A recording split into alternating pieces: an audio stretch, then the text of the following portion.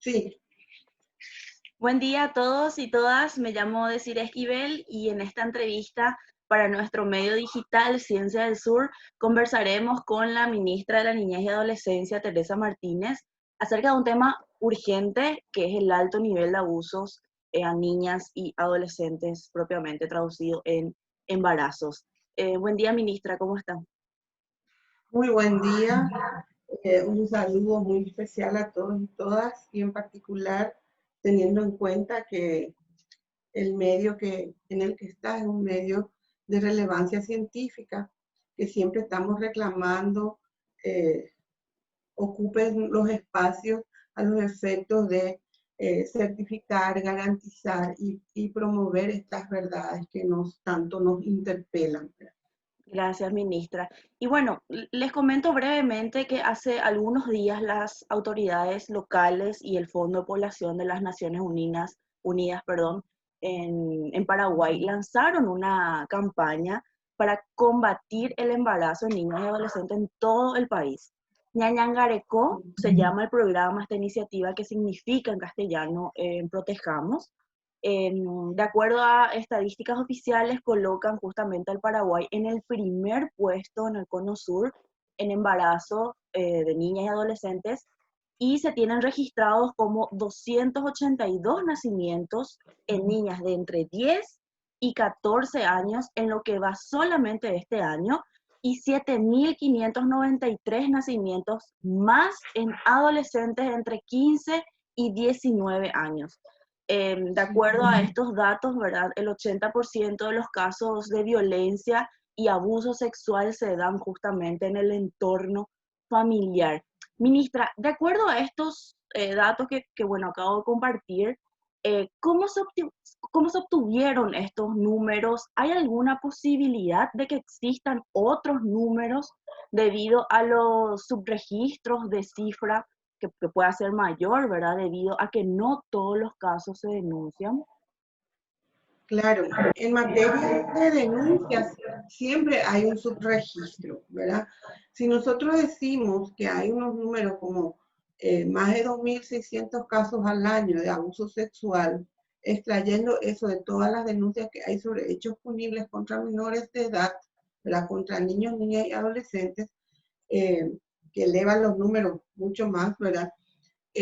Hay casos que no son denunciados y que no son visibilizados, razón por la cual nosotros entramos desde el año pasado con campañas muy fuertes y permanentes para desnaturalizar el abuso sexual en niñas, niños y adolescentes. Eh, Todos somos responsables, es una línea que tenemos y a lo cual sumamos hacer tu parte desde este año, ¿verdad?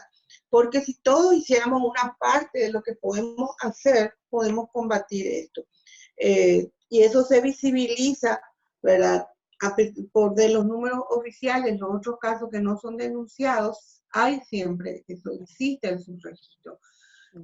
Pero los números oficiales de por sí ya son muy elevados. Para la población que nosotros tenemos, eso es muy elevado y es lamentable que tengamos nosotros esos números y se dan en el entorno próximo de los niños, que es un entorno de protección, ¿verdad? Por eso, en este periodo de pandemia, en que los niños no tienen escuelas por la disposición sanitaria, ¿verdad? Que es absolutamente necesario e indiscutible que se tenían que aislar a los niños de esta pandemia para su protección, ¿verdad? Nosotros vemos igual que se elevaron las denuncias porque permanecen más en ese entorno.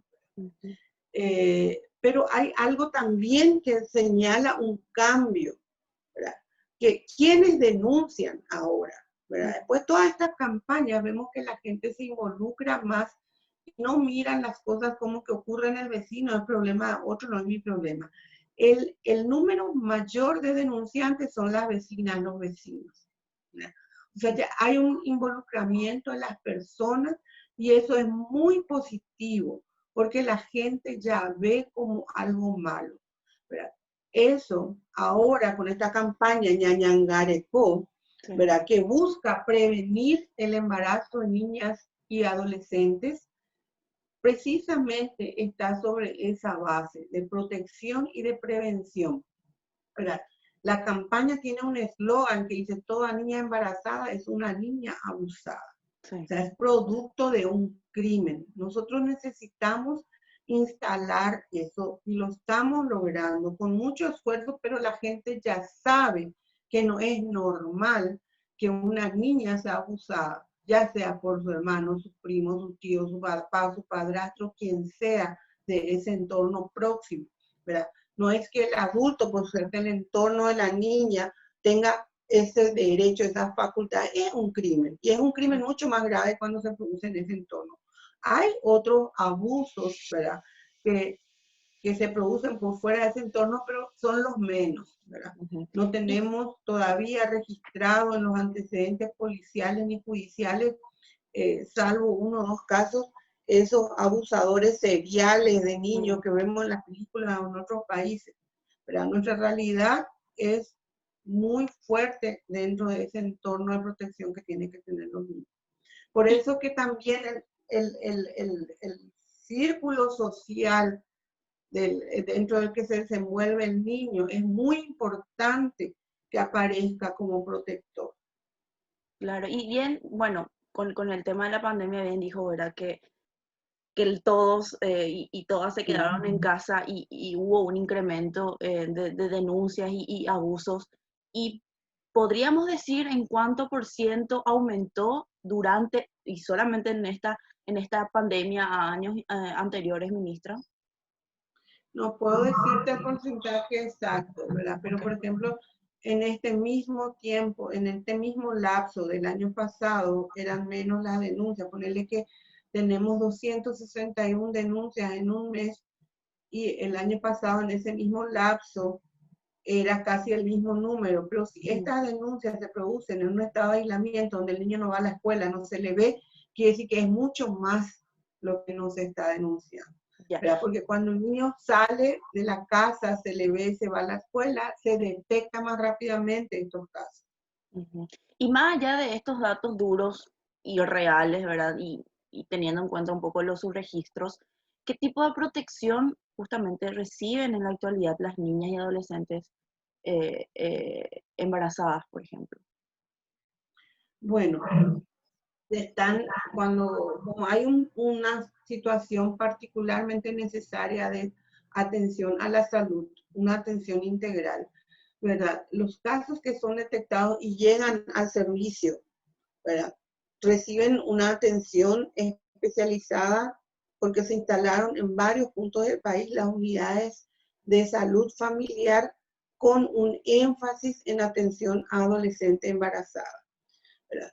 En Asunción y en Central hay varios y en el interior están instalando ya creo que más de 18 de estas unidades que tienen un énfasis fuerte en la atención a la adolescente embarazada. Salud tiene todo un programa en este sentido, ¿verdad? Que estamos trabajando conjuntamente y con este programa, este proyecto que estamos trabajando 4 ministerios coordinadamente con UNFA, tiene su impacto territorial en Aguazú, que fue seleccionado por ser uno de los territorios más vulnerados, con niñas y adolescentes con mayor vulneración de derechos en ese aspecto, ¿verdad? Y se está llegando ahí conjuntamente trabajando a los efectos de dar toda esa cobertura, la contención, ¿verdad? La atención especializada a la adolescente embarazada, también hasta los 12 meses después del parto, que hay una atención preferencial. El Ministerio de Trabajo está haciendo y tienen ya instalado en esa zona los programas y cursos para habilidades para la vida, para que esa adolescente que sí o sí tiene una deserción escolar, no solo por el embarazo, sino que ya viene trayendo de antes esa deserción escolar, y cuando son niñas sí que hay una ruptura luego con ese proceso de formación formal, puedan adquirir habilidades por fuera de ese del colegio, ¿verdad? Con una educación de profesionalización que tiene el SNPP y SINAFOCAL, que está del Ministerio de Trabajo. Y nosotros estamos haciendo el acompañamiento para la restitución de derechos, ¿verdad? Formulamos las denuncias, impactamos dentro del Sistema Nacional de Protección de la Niñez, que está incorporado por el Consejo Nacional de la Niñez, los consejos departamentales y los consejos municipales. En Caguazú ya tienen el plan departamental para la niñez a instancia del trabajo que estamos haciendo, porque eso es lo que queremos dejar instalado. Nosotros cuando entramos dijimos que vamos a fortalecer el Sistema Nacional de Protección en cada localidad. La gobernación y la municipalidad son actores claves para llegar en territorio. Y lo que estamos haciendo con este proyecto es instalar un modelo de llegada con todo lo que el Estado tiene como oferta para esta población, articulando las acciones a los efectos de realmente causar un impacto y cambiar la vida de estas personas. Porque de lo contrario, cada uno por su lado tiene una oferta que después no causa el impacto. Claro, entonces lo que básicamente en términos efectivos y prácticos para que todos podamos entender, ¿verdad? Ñaña Areco lo que hace es un poco aceitar mejor esa sinergia entre las instituciones públicas, ¿verdad? Para que haya un mejor acompañamiento y haya una mejor protección. Y con un objetivo común, que la persona que es asistida por salud también reciba una asistencia. Niñez también. Entiendo.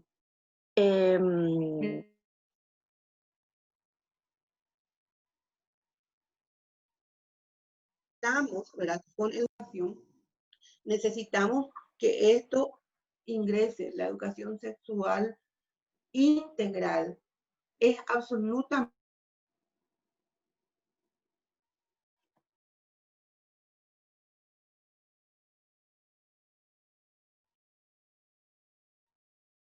como una persona a los efectos de que realmente genere un cambio en el proceso de formación de los niños, las niñas y los adolescentes.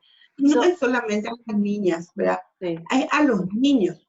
Estos niños van a llegar a adultos y tienen que llegar, como dicen los chicos, con el chip cambiado, con el chip en el que tengan el respeto hacia el otro, que los niños y las niñas no pueden ser tocados, que no se puede tener contacto sexual con una persona menor de edad, ¿verdad?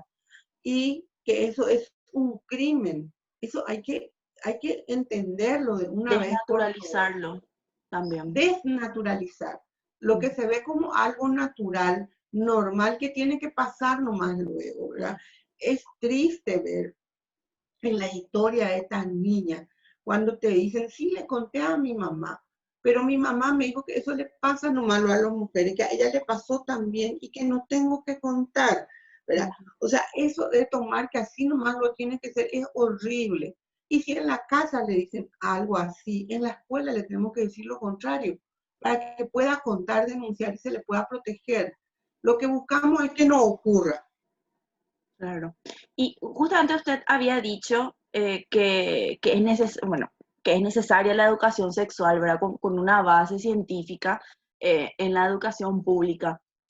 Ya bien explicó por qué es necesario, pero ¿cuál es el impedimento para que este aspecto en especial se pueda ejecutar?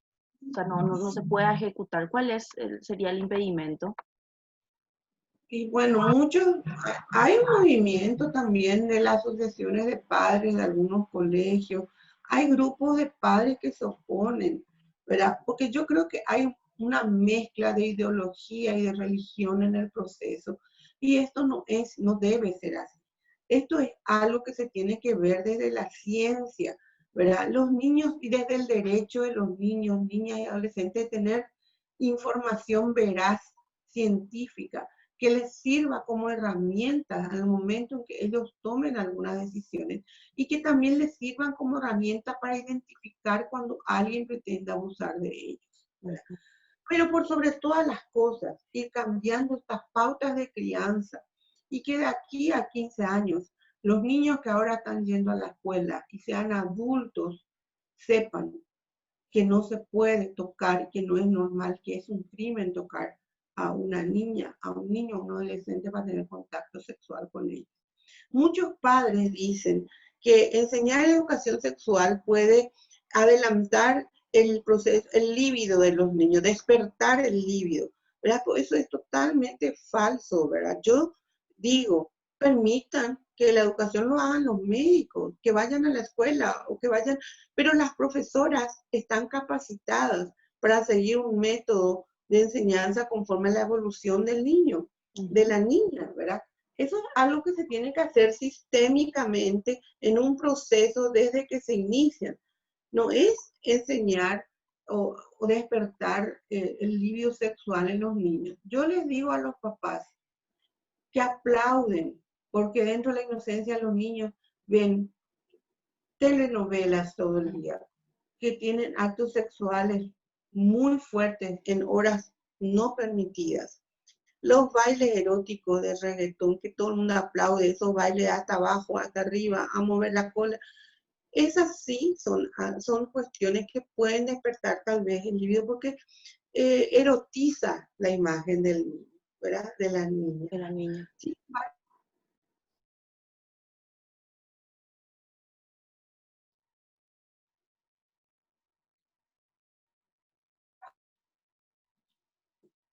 todas las situaciones que eso puede despertar, ¿verdad? No, nosotros no estamos aquí promoviendo la castidad ni la erotización de los niños. Estamos diciendo que los niños y las niñas tienen derecho a estar informados, tienen derecho a conocer la verdad desde el máximo saber, desde la ciencia, ¿verdad? Para que tengan ellos habilidades para vivir su desarrollo normal. ¿Y considera, ministra, que justamente ha aumentado esa desinformación sobre educación sexual y que esto hace que su trabajo desde la cartera y otros organismos que sí apuestan a esto, de prevención no avance? Claro, es muy difícil avanzar cuando las bases no se instalan, ¿verdad? Nosotros estamos interviniendo sobre las cosas ya hechas, ¿verdad? Sí. Tenemos una población de extrema pobreza que están en los cinturones marginales, tenemos una población que es altamente superior, que es de niños, niñas y adolescentes, y por personas que fueron formadas sin la educación sexual integral y que ven todavía a la niña, al niño, al adolescente como un objeto de su propiedad, como un objeto que ellos pueden utilizar para, digamos, satisfacer sus instintos sexuales. Eso es algo contra lo que tenemos que combatir y empezar a formar ciudadanos que comprendan que eso es un crimen. Ciudadanos que aprendan a respetar la integridad del otro, del niño, la niña y el adolescente. Ciudadanos que sepan que los niños, la niña y el adolescente están especialmente protegidos por la ley. Y esta protección no es un capricho legislativo. Esta protección lo que busca es que los estados como los nuestros, que están en un proceso todavía de subdesarrollo por distintas causas, por distintas carencias que tenemos, busque el desarrollo. Los niños, las niñas y adolescentes estamos acostumbrados nosotros a decir que son el futuro de la patria. No hay tal futuro si no se atiende el presente.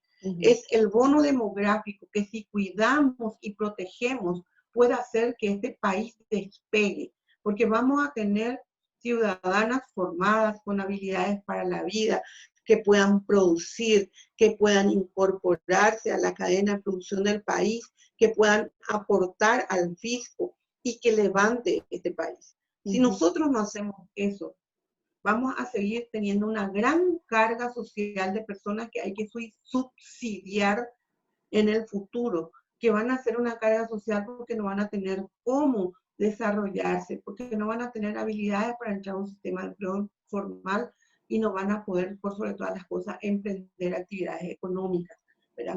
Esa es una consecuencia de la falta de atención y de los servicios básicos para los niños, las niñas y los adolescentes. Tenemos que cuidar su presente para que sean un futuro. Claro, es de público conocimiento que básicamente el ministro de Educación, Eduardo Peta, erradica, ¿verdad?, la educación sexual integral de la malla curricular paraguaya. inclusive atribuyendo que tal cosa se trata de ideología, aborto, inclusive, y género, apartándose de la información científica.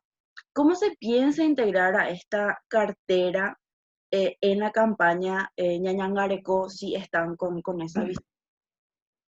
Bueno, el Ministerio de Educación está en la campaña, ¿verdad? Lo Ellos sabemos. son uno de los 4 ministerios que está en Ñañangareco, Ujú. ¿verdad? Y estamos en ese proceso de cambio. El que estén en el proyecto, yo creo que ya significa un proceso de incorporación de la idea. Ahora, esto tiene que entrar en el proceso durante de reforma educativa que se está instalando y estamos abogando todos porque esto sea así. El ministro de Educación no dijo no al proyecto, ¿verdad? Lo cual nos da una expectativa muy elevada de que esto pueda ser cambiado. Ujú.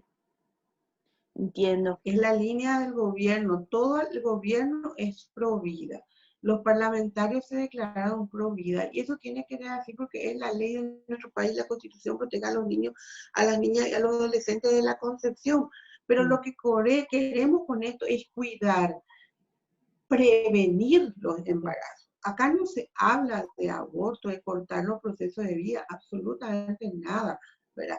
Esto es algo que la ciencia trae y trae una información desde el Ministerio de Salud, de su Dirección de Bioestadística, desde el, el Sistema Internacional de Salud, ¿verdad? La Organización Mundial de la Salud que trae estos números regionales. La región sudamericana es la que tiene más alto número de alumbramientos de niñas y adolescentes, y esos son números que se sacan de los partos, no es un número inventado, es un número que se saca de los que fueron a dar a luz en los centros de salud y los que no están tampoco, ¿verdad? Y en el grupo, en la región, Paraguay es el que tiene el número más elevado. Eso sí o sí nos tiene que interpelar. Es como que nos ponen en la mesa, en la cara, una realidad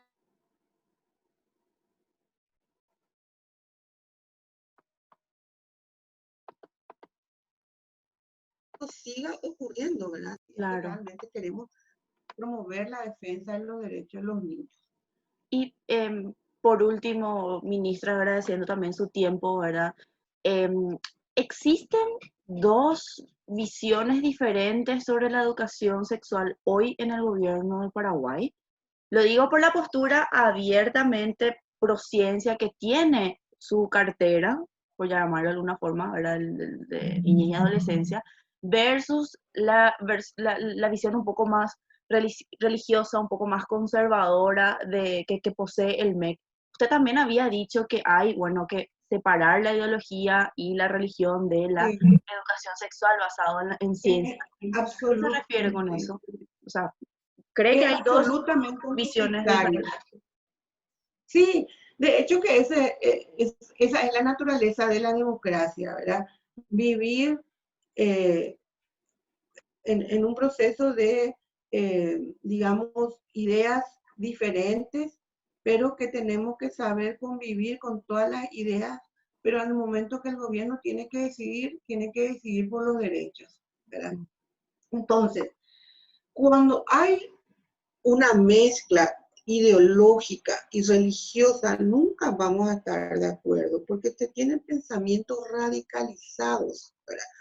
Cuando hablamos desde la ciencia, hay una apertura, porque uno se topeta con realidades que son irrebatibles y la ciencia evoluciona también y en ese proceso científico van cambiando las cosas, ¿verdad?